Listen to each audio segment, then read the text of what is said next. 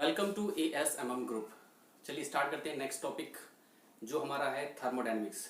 जो भी बच्चे हमारे जुड़ रहे हैं, जो बच्चे नए बच्चे हैं या पुराने बच्चे हैं, तो हमारा ऐप ज़रूर डाउनलोड करें। वहाँ से आपको टेस्ट सीरीज प्लस आपको मटेरियल भी मिलता रहेगा। यूट्यूब के माध्यम से हम सिर्फ वीडियो प्रोवाइड कर रहे हैं, ना कि मटेरियल।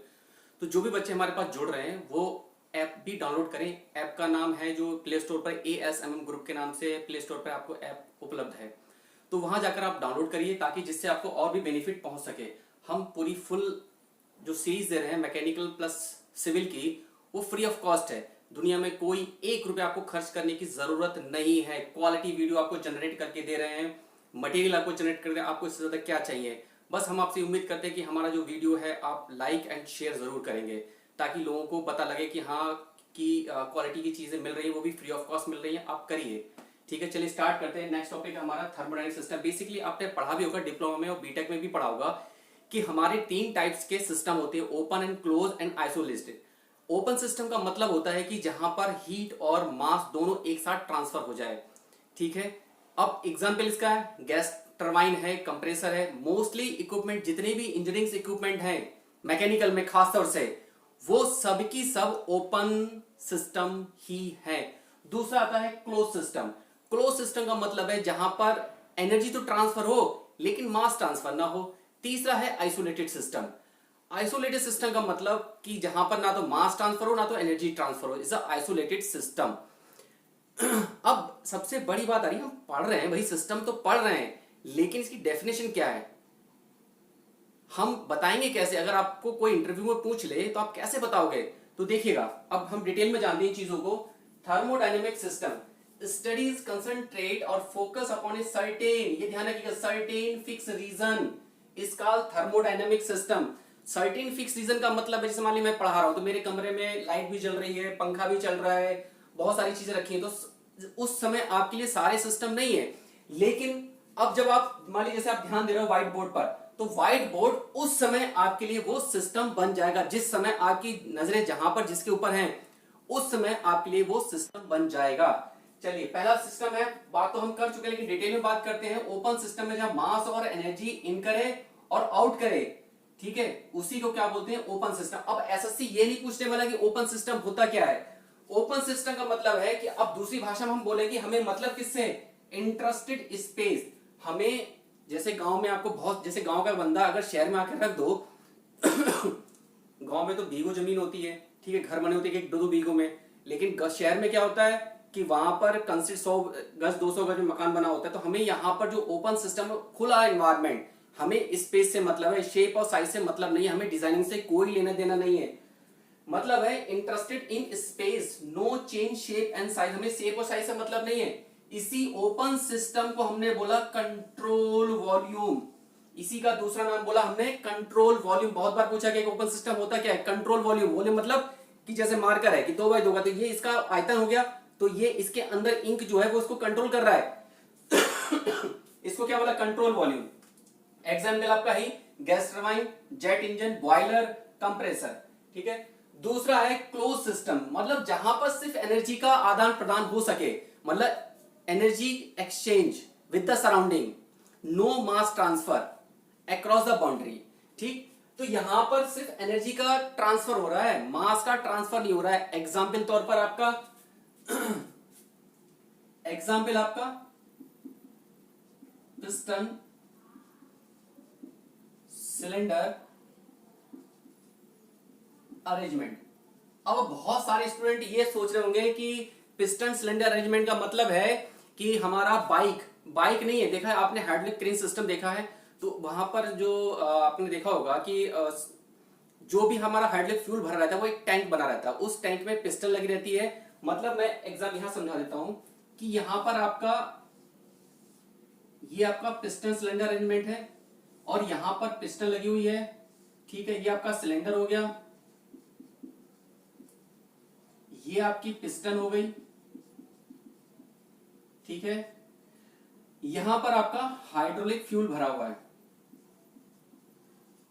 हाइड्रोलिक फ्यूल भरा हुआ है, जिस पर क्रेन है या आपका डिस्क ब्रेक है, ये सारे के सारे आपके काम करते हैं हाइड्रोलिक सिस्टम पर।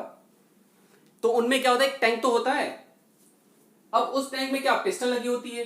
अब ये क्या हुआ, जब पिस्टन अप एंड डाउन करेगी तो क्या होगा, ये फ्यूल थोड़ी ना बाहर जा रहा है, ये अप एंड डाउन करेगा तो इसका मतलब ये क्या हो रहा है, गर्म हो रहा है, गर्म की वजह से क्या है, एनर्जी बाहर जा रही है।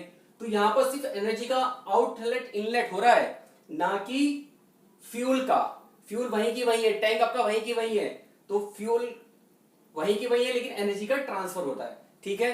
तीसरा है आइसोलेटेड सिस्टम। आइसोलेटेड सिस्टम का मतलब है, यहां पर भाई पहले बोल चुके हैं, ना तो मास ना तो एनर्जी ट्रांसफर। फ्लास्क मतलब थर्मस फ्लास्क, यूनिवर्स या सराउंडिंग, ये सब क्या है, यूनिवर्स में आप कितनी भी एनर्जी छोड़ दो, कितनी भी वहां से ले लो, उस पर कोई फर्क पड़ने वाला नहीं है। समुद्र, वहां पर कितना भी वाटर फ्लो करा दो, वहां से वाटर कितना भी निकाल लो, उसके लेवल पर कोई फर्क नहीं पड़ने वाला। आइसोलेटेड है वो सब कुछ सिस्टम। ठीक है। तीसरा है बाउंड्री। बाउंड्री बेसिकली, बाउंड्री का मतलब क्या है, जैसे मान लीजिए ये मार्कर है, तो इसकी क्या है, ये बाउंड्री है। तो बाउंड्री का मतलब कंट्रोल वॉल्यूम या कंट्रोल सरफेस भी इसको बोला गया है। भाई बाउंड्री का मतलब यही तो हो गया, बाउंड्री ये दिख रहा है ना आपको, बाउंड्री। तो बाउंड्री का मतलब कंट्रोल वॉल्यूम या कंट्रोल सरफेस। अब बाउंड्री बेसिकली मतलब है कि जो, बाउंड्री का मतलब है कि जो एक दूसरे में दूरियां पैदा करे, मतलब सेपरेशन पैदा करे, दूरियां बना के रखे। मतलब बाउंड्री का मतलब system and surround, separate between system and surrounding, जो सिस्टम और सराउंडिंग को दूर करे। जैसे मार्कर के अंदर इंक भरी हुई है, तो बाहर वाली बॉडी क्या है, एनवायरमेंट से अलग कर रही है, तो ये क्या हो गई, पूरी की पूरी बाउंड्री हो गई। ठीक है। तो बाउंड्री और सिस्टम को जो अलग करे वो क्या कहलाती है, बाउंड्री कहलाती, सॉरी सिस्टम और सिस्टम, बाउंड्री जो वो है, जो सिस्टम है सराउंडिंग को अलग अलग करे। ठीक है। इसमें अब भाई इसकी तो कोई वॉल्यूम नहीं है, कोई थिकनेस नहीं है, कोई भी कुछ नहीं है। जैसे मान लीजिए आप जब गाड़ी स्टार्ट करते हो तो मोबाइल की एक लेयर बन जाती है बहुत पतली सी जब आप गाड़ी खड़ी करते हो तो वो मोबाइल फिर से वापस आ जाता है उसी के अंदर। ऐसा तो है नहीं कि वो परमानेंट बना रहता है कि हाँ इतना वॉल्यूम है। अगर वो थिकनेस बनी रहे तो उसके अंदर क्या होगा, कुछ ना कुछ वॉल्यूम ऑक्युपाई कर लेगा। लेकिन हमने बोला कि बाउंड्री की कोई थिकनेस नहीं होती है। ठीक है। जीरो थिकनेस, मैथमेटिकली से बोला गया है कि ये जीरो थिकनेस है, उसका कोई वॉल्यूम ऑक्युपाई नहीं है। तीसरा क्या है, ये मतलब ये रिजिड भी हो सकती है, फ्लेक्सिबल भी हो सकती है। जैसे बलून है, फ्लेक्सिबल है, आप हवा भर दो बाउंड्री एकदम बड़ी, निकाल दो बाउंड्री एकदम छोटी। ठीक है। रियल भी होती है, इमेजनरी भी होती है। जैसे मान लीजिए रियल का मतलब जैसे आप जाड़े आ जाएंगे तो आप तापना शुरू करोगे अलाव जलाकर, तो दूर से बैठे हो तो क्या हो रहा है कि बाउंड्री एक थ्रू के थ्रू आपकी क्या एनर्जी ट्रांसफर होकर आ रही है, वो बात अलग है, वो किसके थ्रू आ रही है वो अलग बात, वो बातें बात करेंगे। लेकिन कुछ ना कुछ बाउंड्री है कि इतनी दूरी तक आपको मतलब गर्मी नजर आएगी, लेकिन दूर हटने पर ज्यादा गर्मी नहीं। तो एक निश्चित बाउंड्री है उसकी, तो ये इमेजिनरी बाउंड्री। ठीक है। रियल बाउंड्री मतलब आपके घर की दीवारें हैं, ठीक है, वो सब की सब क्या है, वो रियल बाउंड्री है। चलिए इतना नोट करिए जरा, फिर आगे डिस्कस करते हैं टॉपिक पर। इतना नोट करिए। देखो बेटा प्रॉपर नोट्स बनाइए, अगर प्रॉपर नोट्स नहीं बनाएंगे तो आपको ये लिखा हुआ है सब बेकार हो जाएगा, क्योंकि यहीं से क्वेश्चन आएगा एसएससी का और इससे बाहर कुछ भी नहीं आएगा। चलिए नोट करिए सब लोग। चलिए नेक्स्ट पॉइंट की बात करते हैं, homogeneous and heterogeneous. Basically homogeneous क्या होता है, बेसिकली कुछ भी नहीं है, ये ज्यादा बड़ी चीज नहीं है। होमोजीनियस मतलब जो सिंगल फेस में प्रेजेंट हो। जैसे अगर आपके पास वाटर है तो वाटर ही रहे, उसके अंदर कोई अदर लिक्विड मौजूद ना हो। अगर आइस है तो आइस ही रहे, ऐसा ना हो कि आइस प्लस वाटर मिक्स हो। तो सिंगल फेस में प्रेजेंट हो, या तो वाटर हो या स्टीम हो या फिर वो आइस या वाटर, कुछ भी एक मतलब हो सकता है। हेटेरोजीनियस का मतलब एक से ज्यादा फेस में, मतलब दो फेस हो सकते हैं, तीन फेस हो सकते हैं। ठीक है। चाहो तो सिंगल फेस में लिख लेना, अगर वाटर है तो वो वाटर ही रहेगा, स्टीम है तो स्टीम रहेगा, आइस है तो वो आइस रहेगी। यहां पर मोर देन फेस मतलब हो सकता है कि दो फेस हो, वाटर भी हो सकता है, स्टीम भी हो सकती है, या तीन फेस हो सकते हैं। ठीक है, वो हेटेरोजीनियस कहलाता है। उसके बाद बात करते हैं सराउंडिंग। बेसिकली बेटा देखिए सराउंडिंग का मतलब क्या होता है, surrounding everything in the outside. मतलब जैसे मैं खड़ा हूं तो मेरे चारों तरफ क्या है, वातावरण है, मतलब मेरे से बाहर वो चीज क्या है, सराउंडिंग है। मतलब एवरीथिंग, हर एक वस्तु, एवरीथिंग आउटसाइड कॉल्ड सराउंडिंग है एनवायरनमेंट। कोई आपसे पूछ ले कि एनवायरनमेंट होता क्या है, एनवायरनमेंट बेसिकली कुछ नहीं है, एवरीथिंग एट द आउटसाइड, आपसे जो पहुंच से दूर है, ठीक है, वो क्या कहलाता है, एनवायरनमेंट कहलाता है या सराउंडिंग कहलाता है। Next topic thermodynamic equilibrium. देखो बेटा थर्मोडायनेमिक इक्विलिब्रियम का मतलब है कि जहां पर टेम्परेचर, प्रेशर और केमिकल रिएक्शन तीनों समान अवस्था में रहें, वो कहलाता है थर्मल इक्विलिब्रियम।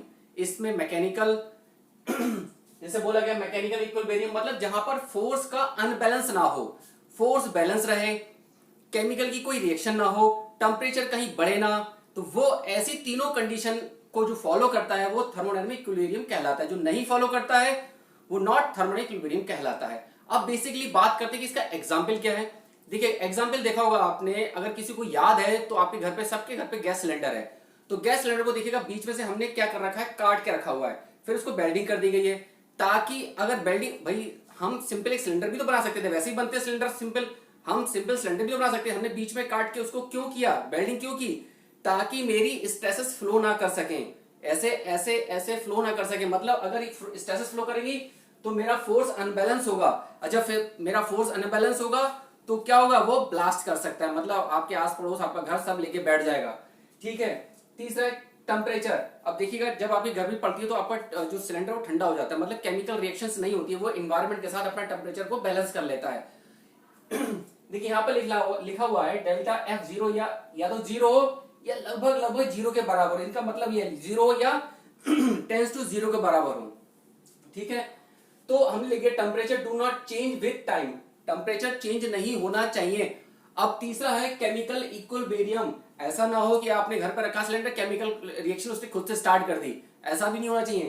तो chemical equality of chemical equilibrium, मतलब जो केमिकल्स आपने यूज हुए हैं उसके अंदर वो सब इक्वालिटी में होने चाहिए, अगर अनइक्वल हुए ब्लास्ट कर जाएगा तुरंत आपका सिलेंडर। तो अगर कोई पूछे आपसे तो सिलेंडर आप दे सकते हो। उसके बाद हमने दो टाइप की वॉल्व्स बनाई, एक एडियाबेटिक, एक डायथर्मिक। एडियाबेटिक का मतलब है हीट फ्लो ना होने देना, और डायथर्मिक का मतलब है कि हीट स्लोली स्लोली फ्लो होने देना। तो वही लिखा हुआ है, टू टाइप्स वॉल्व दी गई है, नोट करके चलो लिखिएगा। एडियाबेटिक वॉल्व, एडियाबेटिक का मतलब हम आगे पढ़ेंगे कि जहां पर हीट का आदान प्रदान नहीं होता है वो एडियाबेटिक वॉल्व कहलाती हैं। ठीक है। यहां लिखा do not heat flow the allow, मतलब एडियाबेटिक कभी भी हीट को अलाउ नहीं करेगा, वो जो जहां है वो वहीं रहने देगा, लेकिन डायथर्मिक हीट को हल्के हल्के से बोलते हैं ना, रिस रहा है पानी, टप टप टप टप गिर रहा है, तो ये उसको आसानी से फ्लो कराने की कोशिश करती है। तो diathermic valve mean heat flow allow. ठीक है। उसके बाद है स्टेट फंक्शन, या हम पहले पढ़ चुके हैं प्रॉपर्टी के बारे में। तो प्रॉपर्टी बेसिकली हमने पॉइंट फंक्शन, स्टेट फंक्शन या एग्जैक्ट डिफरेंशियल, ये सब किसको फॉलो कर रहा है, माइक्रोस्कोपिक नेचर को फॉलो कर रहा है। यहां तक किसी को दिक्कत? किसको फॉलो कर रहा है, माइक्रोस्कोपिक नेचर को फॉलो कर रहा है। तो बेसिकली स्टेट और ये पॉइंट फंक्शन हमने क्या बोला, प्रॉपर्टी दी है, पीवीपी, प्रॉपर्टी का दिखाने कर रही थी, फिजिकल कंडीशन डिस्क्राइब कर रही थी, आपकी अवस्था क्या है, किस अवस्था में हो, किस स्टेट में हो। तो हमने बोला कि पीवी डायग्राम हमने लिया हुआ है और दो पॉइंट बोल दिए, हम यहां से यहां चलकर आ रहे हैं। तो यहां पर स्टेट 1 है, यहां पर स्टेट 2 है। अब जब यहां से 1 से 2 आएंगे तो बहुत सारी प्रॉपर्टी क्या होंगी, हमने चेंज की होगी। ठीक है। मतलब कंडीशन हमने चेंज की होगी, तब हम स्टेट 1 से 2 आए होंगे। ठीक है। अब इसको हमने बोला गया एग्जैक्ट डिफरेंशियल, ये बात आप पहले प्रीवियस लेक्चर में, आप जिसने नहीं देखा है वो देख सकते हो कि एग्जैक्ट डिफरेंशियल होता क्या है, वहां मैंने बताया हुआ है। अब नेक्स्ट बात करते हैं प्रोसेस, प्रोसेस प्रोसेस या पाथ फंक्शन। पाथ फंक्शन यहां पर लिखेंगे, जब मैं यहां से यहां आऊंगा तो कोई ना कोई रास्ता, पाथ का मतलब रास्ता, कोई ना कोई रास्ता फॉलो करूंगा। ठीक है। तो हम लिख देंगे change of state, change of state known as process, उसको क्या बोलेंगे, प्रोसेस बोलेंगे, या पाथ फंक्शन बोलेंगे, या इनएग्जैक्ट बोलेंगे, इनएग्जैक्ट डिफरेंशियल, इसका मतलब परफेक्ट डिफरेंशियल लिखा हुआ है यहां पे। ठीक है। उसका रहता है थर्मोडायनेमिक साइकिल। नेक्स्ट पॉइंट है थर्मोडायनामिक साइकिल। अब देखो बहुत इंपॉर्टेंट पॉइंट। अब भाई आप स्टेट 1 से, मतलब आप कोचिंग पढ़ने आए, कोचिंग पढ़ने के बाद आप घर जाओगे, मतलब यहां से मान लो आप कोचिंग आए, ये आपका घर है, ये आपकी कोचिंग है। अब घर से कोचिंग पढ़ने हैं, कोचिंग के बाद फिर वापस आप घर जाओगे, तो थर्मोडायनामिक साइकिल का मतलब है इनिशियल एंड फाइनल पार्ट। देखो यहां से चले थे, यहीं वापस आ गए, यानी कि initial and final point are same. जहां पर इनिशियल और फाइनल पॉइंट आर सेम हो जाए, इसका मतलब क्या हुआ कि जहां पर इनिशियल फाइनल पॉइंट सेम हो जाए, इसका मतलब प्रॉपर्टी क्या हो गई, जीरो हो गई। यानी कि delta T zero, delta we zero, ठीक है, सारी ऑल प्रॉपर्टीज जीरो, या कह सकते हो कांस्टेंट। यानी कि साइक्लिक प्रोसेस में एनर्जी क्या होती है, delta E is equal to zero होती है। साइक्लिक में क्या होती है, क्लोज को बोल देते हैं क्लोज। इसका न्यूमेरिकल में बहुत इस्तेमाल होगा। यहां तक किसी को दिक्कत, इतना नोट करिए जरा, ताकि हम डिटेल में और चल सकें। यहां तक किसी को दिक्कत तो बोलिए, यहां तक नोट करिए। चलिए बात करते हैं गिब्स फेस रूल की। इससे क्वेश्चन कभी कभी पूछ लेता है, और या तो क्वेश्चन पूछेगा या फिर सिंपल पूछेगा गिब्स फेस रूल होता क्या है। तो कुछ नहीं, आपको याद रखना है P plus F C plus two. P का मतलब होता है नंबर ऑफ फेस, D का मतलब डिग्री ऑफ फ्रीडम, और कंपोजिशन। कंपोजिशन मतलब कि वहां पर स्टीम है, गैस है, वाटर है, क्या है, वो कंपोजिशन कहलाता है। वो कितने फेस में है, मतलब लिक्विड, गैस, ठीक है, या आइस, सॉलिड, लिक्विड, गैस किस में प्रेजेंट है, वो ये नंबर ऑफ फेस कहलाता है। जैसे हमने एग्जांपल लिया हुआ है, O2 है, सिंगल फेस है, मतलब सिंगल फेस में है, कंपोजिशन किसका है, वाटर का ही तो है। हम यहां वैल्यू पुट करोगे आपको आएगा डिग्री ऑफ फ्रीडम। इसी ऑफ डिग्री ऑफ फ्रीडम को बोला गया टू फेस रूल। जहां आपने प्रॉपर प्योर सब्सटेंस पढ़ा होगा, तो प्योर सब्सटेंस बीटा वालों ने पढ़ा होगा, डिप्लोमा ने तो कभी नहीं पढ़ा है। प्योर सब्सटेंस में इसका इस्तेमाल होता है, इसको बोलते हैं, जहां पर टू आ जाता है उसको बोलते हैं टू फेस रूल। ये एसएससी ने एक बार पूछा हुआ है, true property rule valid for substance, या टू फेस रूल के नाम से भी जानते हैं। ऐसे यहां पर दो कितने हैं, दो फेस हैं, पुट कर दीजिए, डिग्री ऑफ फ्रीडम 1 आएगा। यहां पर पुट कर दीजिए, क्या है, तीन फेस है, कंपोजिशन 1 है, डिग्री ऑफ फ्रीडम क्या आएगा, 1 आएगा। फिर आते हैं रिवर्सेबल प्रोसेस। बेसिकली बेटा रिवर्सेबल प्रोसेस कुछ नहीं होता। रिवर्सेबल प्रोसेस है हाइपोथेटिकल प्रोसेस या आइडियल प्रोसेस, या जो दुनिया में घटित हो ही नहीं रहा है वो प्रोसेस। यानी कि रिवर्सेबल प्रोसेस के थ्रू आपने कोई काम करना स्टार्ट तो किया, लेकिन खत्म कब होगा इसका कोई गारंटी नहीं, कब तक चलेगा इसकी भी कोई गारंटी नहीं है, मतलब समय का कोई लेना देना नहीं है। तो लिखा हुआ यहाँ पर क्या है, फ्रैक्शनलेस। यहाँ पर घर्षण नहीं हो रहा है, फ्रैक्शन हो ही नहीं रहा है। System pass through the continuous series equal वेरियम process, मतलब यहां से सिस्टम बहुत सारे पॉइंट्स बने होंगे, ये सब की सब कैसे चल रहे हैं, इक्वल वेरियम में चल रहे हैं। मतलब कहने का मतलब ये है कि यहां पर जो भी सिस्टम में प्रोसेस हो रहा है उसमें कोई लॉसेस हो ही नहीं रहा है। जितना चल रहा है उतना आपको मिल भी रहा है, मतलब जितना आप इन्वायरमेंट में लॉस कर रहे हैं इन्वायरमेंट आपको उतना दे रहा है, मतलब प्लस माइनस बराबर हो जा रहा है। ऐसा कभी कुछ होता नहीं है, ठीक है। सबसे इंपॉर्टेंट पॉइंट है यहाँ पर नो वेस्टेज एनर्जी। यहाँ पर जब कोई फ्रैक्शन हुआ ही नहीं तो एनर्जी किसकी की वेस्टेज, जब एनर्जी वेस्टेज होती नहीं है तो एफिशिएंसी क्या मिलेगी, मैक्सिमम मिलेगी। क्योंकि मैक्सिमम एफिशिएंसी क्या होती है, output divide by input. Input कुछ हो ही नहीं रहा है, सबका सब क्या है, 1 ही है, 100% है, तो क्या हो गया, मैक्सिमम हो गई। Area under the work done, area under the curve. देखो बेटा हमेशा रिवर्सेबल प्रोसेस में ही वर्क डन डिफाइन होगा, अदरवाइज किसी प्रोसेस में वर्क डन डिफाइन नहीं होता, क्योंकि सब में लॉसेज हो जाते हैं। यहां पर जैसे मान लीजिए ये प्रोसेस था, यहां से यहां क्लोज कर दीजिए तो एरिया हमारा डिफाइन हो जाएगा, या फिर इसको बढ़ा दीजिए, ठीक है, तो एरिया डिफाइन हो जाएगा। तो जब एरिया क्लोज होगा तभी आपका वर्क डन डिफाइन होगा, अदरवाइज नहीं होगा। और जो एरिया डिफाइन होता है वो हमेशा पीवी कर्व में डिफाइन होता है। हीट जो होती है हमेशा टीएस कर्व में होती है, यहां लिख लो, टीएस कर्व में हमेशा हीट डिफाइन होती है, ठीक है, और पीवी कर्व में हमेशा वर्क डिफाइन होता है, ठीक है। नेक्स्ट पॉइंट है reversible process gives the minimum work and produce maximum work. अब देखो कभी ऐसा तो होता नहीं है कि आपने किसी बिजनेस में स्टार्ट करने के लिए मिनिमम रुपया लगाया हो और आपको मैक्सिमम मिलने लगे। एक्चुअल में ऐसा नहीं, एक्चुअल में क्या होता है कि जब आप ज्यादा चीजें लगाओगे तो आपको थोड़ा बेनिफिट मिलना शुरू होगा, लेकिन रिवर्सेबल कहता है आप मिनिमम वर्क करिए आपको मैक्सिमम मिलेगा। ऐसा कभी होता नहीं है, लेकिन रिवर्सेबल कहता है कि reversible process give the minimum work and produce maximum work. SSC ने तमाम बार जो डेफिनेशन चेंज कर करके पूछा हुआ है, ये आगे हम बात करेंगे कैसे पूछता है क्वेश्चन, बहुत इंपॉर्टेंट पॉइंट है ये, ठीक है। नेक्स्ट पॉइंट है रिवर्सेबल रिस्टोर अपोजिट डायरेक्शन। मतलब सिस्टम क्या हो रहा है, मेरा सिस्टम वापस उसी जगह पे जा रहा है, रिस्टोर होने की कोशिश कर रहा है वापस सिस्टम के जहां से वो स्टार्ट हुआ है वहीं पे वो रिकवर। जैसे मान लीजिए एग्जांपल तौर पर कि आपने बैटरी, कभी कभी आपका मोबाइल डेड हो जाता है, इमरजेंसी में आपको क्या हुआ, आप कहीं कॉल कर ली तो आपने क्या बैटरी थोड़ी देर निकाल दी और फिर उसका डाल दी, तो सिस्टम क्या होगा वापस रिस्टोर हो जाता है। या फिर स्प्रिंग, आपने स्प्रिंग दबा दिया फिर छोड़ा, वो अपनी जगह पे पहुंच गया, यानी कि स्प्रिंग जो है रिवर्सेबल प्रोसेस में आता है। ठीक है, यह सिस्टम रिस्टोर अपोजिट डायरेक्शन। और इसी का दूसरा पार्ट है क्वासी स्टैटिक प्रोसेस, मतलब इनफाइनाइट स्लो, इतना स्लो चल रहा है वो अनंत काल तक, कि इतना स्लो कि वो प्रोसेस हो ही नहीं रहा है तरीके से, इसलिए क्वासी स्टेट का मतलब क्वासी का ऑलमोस्ट रेस्ट, यानी कि सब कुछ कैसा है, रेस्ट में है। और वो किसकी कैटेगरी में आता है, रिवर्सेबल की कैटेगरी में आता है, मतलब यहां पे तो कुछ हो ही नहीं रहा है। दूसरा है real process can not be quasi static process, real process कभी क्वासी स्टैटिक प्रोसेस नहीं होते हैं। ठीक है, उसके बाद है इरिवर्सिबल प्रोसेस। भाई इरिवर्सिबल का मतलब जब भी बात आए इरिवर्सिबल से हमेशा लॉसेस हो रहे हैं, और लॉसेस किसके हो रहे हैं, हीट के। जैसे आपने बचपन में सबने बर्फ वाला गुल्ला खाया हुआ ऐसे, ठीक है, वो क्या कर रहा है, बर्फ को घिस रहा है। जब बर्फ को घिस रहा है तो बर्फ क्या हो रही है, कम हो रही है।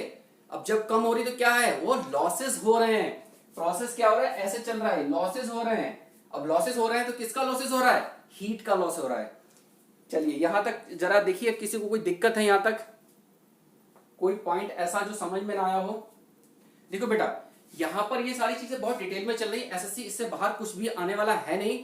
तो प्लीज जो लोग आपके दोस्त हैं मैकेनिकल में या सिविल में, उनको प्रमोट करिए ताकि इससे आपको बेनिफिट मिले। मैकेनिकल वाले मैकेनिकल में करते रहिए, ताकि जिससे बच्चों को आपको बेनिफिट मिलता रहे फ्री ऑफ कॉस्ट। हमारा ऐप ASMM डाउनलोड करिए, वहां पे आपको टेस्ट सीरीज, प्रैक्टिस सेट, आपको कुछ भी नहीं देना है भाई, इससे ज्यादा आपको क्या चाहिए। अगर मेहनत करने वाला बच्चा को तो इतने में कर लेगा, ना करने वाले को तो दुनिया में कुछ भी करता रहो, कुछ भी नहीं होने वाला। ठीक है, चलिए इतना नोट करिए जरा यहां तक। चलिए नेक्स्ट पॉइंट की ओर चलते हैं, हीट। बेसिकली हीट क्या है, हीट को फ्लो होने के लिए पाथ चाहिए। सबको पता है कि जैसे मान ली मेरे पास एक आयरन की रॉड है, और मैंने इसको यहां से गर्म शुरू करा। अब ये हल्के हल्के हल्के हल्के सारे एक मॉलिक्यूल्स गर्मी इसको देगा, फिर दूसरा इसको देगा, फिर ये यहां तक चलती चली जाएगी। मतलब हीट फ्लो होने के लिए या वर्क फ्लो होने के लिए हमेशा पाथ की जरूरत पड़ती है, मतलब रास्ता चाहिए उसके लिए। ठीक है, अब energy transfer across the boundary of temperature difference known as heat. अब देखो मेरे पास कोई सिस्टम है, इस सिस्टम के बाहर अगर सिस्टम में, अभी हम बात करेंगे आगे चल के कि सिस्टम के अंदर अगर कोई एनर्जी है तो उसको हम बोलेंगे इंटरनल एनर्जी। अगर वो सिस्टम के बाहर जा रही है, मतलब यहां से बाहर जा रही है, बाउंड्री, ये क्या आपकी बाउंड्री, बाउंड्री के बाहर जा रही है, तो वो क्या कहलाएगी, एनर्जी कहलाएगी, या तो हीट कहलाएगी या वर्क कहलाएगी, वो बात अलग है क्या कहलाएगी, लेकिन बात कहलाएगी नोन एज हीट। अभी हम हीट पढ़ रहे हैं तो हीट कहलाएगी बेसिकली जब कोई चीज बाहर जाती है बाउंड्री के, तो हीट के फॉर्म में बाहर जाती है, वर्क के फॉर्म में बाहर जाती है। तो बेसिकली अभी हम हीट पढ़ रहे हैं तो हम हीट की बात करेंगे। तो across the boundary known as heat. Heat की यूनिट क्या होती है, जूल, यानी न्यूटन इंटू मीटर, इसको कन्वर्ट कर लो। कैलोरी, या इसको हीट को क्या बोलते थे, कैलोरी बोलते थे। हीट की 3 फॉर्म है, conduction, convection and radiation. Convection का मतलब है कि दो बॉडी आपस में, कंडीशन क्या है, ये कंडक्शन में सॉलिड बॉडी होनी चाहिए और दोनों आपस में फिजिकल कांटेक्ट में होनी चाहिए, तब यहां से यहां हीट फ्लो होना शुरू होगी कंडक्शन की वजह से। कंडक्शन में मतलब जैसे दो बॉडी है, ये आपस में सॉलिड होनी, पहली कंडीशन है कंडक्शन की, सॉलिड होनी चाहिए प्लस आपस में टच होनी चाहिए, तब आपके अंदर जो हाई से लो की ओर फ्लो होगा, तब वो क्या कहलाएगा, कंडक्शन कहलाएगा। कन्वेक्शन का मतलब कि अब ये बॉडी है दूर दूर हट गई, बीच में या तो एयर आ जाएगी या कुछ लिक्विड आ जाएगा, तो दो बॉडी के अंदर कन्वेक्शन मतलब कोई ना कोई माध्यम हो जाएगा यहां पर, तो हीट यहां से यहां फ्लो होगी, कन्वेक्शन। रेडिएशन का मतलब कि सन से, जैसे सूरज से जो किरणें आती हैं या फिर हम सोलर पैनल इस्तेमाल करते हैं, उनसे जो किरणें आती है इलेक्ट्रोमैग्नेटिक वेव, उनको बोलते हैं रेडिएशन। ठीक है, इतनी बात क्लियर हुई। Next topic specific heat, the amount of heat required to raise the temperature of 1 degree Celsius. मतलब मेरा मास क्या होना चाहिए, यूनिटी होना चाहिए, 1 ग्राम मास में जितना एक ग्राम मास में 1 डिग्री टेम्परेचर बढ़ाने में जितनी ऊष्मा की आवश्यकता होगी उसे बोलते हैं स्पेसिफिक हीट। इतनी बात क्लियर हुई। जैसे मैंने एग्जांपल लिया कि मास मेरा क्या है 1 यूनिटी है, 3 इसमें मेरा 20 था, मैंने हीट सप्लाई की, मेरा 21 हो गया, मतलब 1 डिग्री बढ़ गया, तो क्या हुआ, इनका डिफरेंस क्या होगा, 1 डिग्री सेल्सियस आएगा, उसको क्या बोलेंगे स्पेसिफिक हीट, जिसको Q बराबर m इंटू सी इंटू डेल्टा टी। तो C की वैल्यू निकाली, Q ये इसके नीचे आ गया m डेल्टा टी, Q क्या होगा kilojoule, m kg into delta T kelvin. m into C ये जो लिखा हुआ है इसको बोलते हैं हीट कैपेसिटी या थर्मल कैपेसिटी या कैपेसिटी वाटर इक्विवेलेंट। ठीक है, इसके कई नाम चलता है, heat capacity, thermal capacity, water equivalent के नाम से भी जाना जाता है। कुछ इंपॉर्टेंट पॉइंट भी पूछे एसएससी ने। Specific heat is the least, सबसे जो स्पेसिफिक हीट है वो किसकी है? एयर की है, सबसे कम। उसका सबसे important point, solid and liquid में हैज वन स्पेसिफिक हीट। जैसे सॉलिड है, जैसे मान ली मार्कर है, तो या तो ये कांस्टेंट वॉल्यूम पे होगा या कांस्टेंट प्रेशर पे होगा, ठीक है। मतलब जैसे हमने बोला कि अगर मेरा कांस्टेंट वॉल्यूम है तो सी को ही मैं सीपी लिख दूंगा, अगर कांस्टेंट वॉल्यूम है तो सी को मैं सीवी लिख दूंगा। कांस्टेंट प्रेशर पे सीपी हो जाएगा, कांस्टेंट वॉल्यूम पे सीवी हो जाएगा। तो जो सॉलिड और लिक्विड है उसकी स्पेसिफिक हीट कितनी होगी? 1 होगी। लेकिन अगर मेरा गैस है तो 2 स्पेसिफिक हीट होगा। मतलब जैसे आपके गैस का सिलेंडर भी हमने बात की, तो उसमें जो गैस भरी हुई है, मतलब 14 लीटर का है, 15 लीटर का है, कुछ तो है, उसमें केजी भरा हुआ है, उसका आयतन निश्चित है, कांस्टेंट प्रेशर, कांस्टेंट वॉल्यूम। मतलब या तो ये सीपी पे होगा, सीपी होगा या सीवी, दोनों में से एक होगा। लेकिन यहाँ पे दोनों सीपी और सीवी दोनों ही होंगे यहाँ पर, ठीक है। जो सी बोला गया यहाँ पर, Q C is equal to M into C, इसको बोला गया मॉलिक्यूलर स्पेसिफिक हीट, क्यू या एम इंटू सी, या एम को मॉलिक्यूलर मास से भी लिख देते हैं, ठीक है। 3 यहाँ पर सारणी बना दी गई है सॉलिड लिक्विड गैस की। आपको यहाँ से कोई लेना देना नहीं है, बस इसको वाटर का इतना होता है, आइस का इतना होता है, स्टीम का इतना होता है, एयर का इतना होता है, CO2, बस ये 2 याद रखनी है। उसके बाद है STP, मतलब स्टैंडर्ड टेम्परेचर प्रेशर। कभी पूछ ले कि मुझे क्वेश्चन आपसे सॉल्व करवाना है स्टैंडर्ड टेम्परेचर प्रेशर से, तो आप क्या लिखोगे? तो T ऑटोमेटिक 15 डिग्री सेल्सियस हो जाएगा, प्रेशर एटमॉस्फेरिक हो जाएगा 1.01325 बार हो जाएगा। और एनटीपी पर अगर बात करवा रहा है तो एनटीपी पर मतलब मेरा टेम्परेचर ऑटोमेटिक 0 डिग्री सेल्सियस हो गया, लेकिन मेरा प्रेशर जो है वो 1.01325 बार ही रहेगा। प्रेशर दोनों में सेम रहेगा, लेकिन टेम्परेचर दोनों की वैल्यू से बदलती जाएंगी। मतलब जैसे एसटीपी की बात कर रहे हैं तो ये 15 डिग्री सेल्सियस, ये 0 डिग्री, बस इतना फर्क है इन दोनों में। अभी हमने थोड़ी पहले बात भी कर चुके हैं, लेकिन यहाँ पे भी देख लेते हैं। पीवी डायग्राम जो है, PV diagram show the work done. PV diagram क्या करेगा? शो वर्क डन को शो करेगा। तो एरिया क्या होगा? P into we. पी का क्या होता है? न्यूटन पर मीटर स्क्वायर। वॉल्यूम क्या होता है? Metre cube. काट दो, क्या होगा? न्यूटन इंटू मीटर या जूल। उसके बाद TS diagram. TS diagram show the heat. TS diagram हमेशा क्या करेगा? हीट को शो करेगा। अभी हम आगे, ये अभी ध्यान मत दीजिएगा, अभी हम आगे पढ़ेंगे थर्ड टॉपिक में Q इक्वल टू TDS। अभी ऐसे याद कर लीजिए, Q इक्वल टू TDS होता है टेम्परेचर ऑफ केल्विन में, डेल्टा एस किलो जूल पर केजी। केल्विन से केल्विन कट है, किलो जूल पर केजी बचेगा, ठीक है। तो आज का टॉपिक यहीं तक रखते हैं। जो बच्चे देख रहे हैं इस चीज को तो वो लाइक एंड शेयर करें, ठीक है। धन्यवाद देखने के लिए।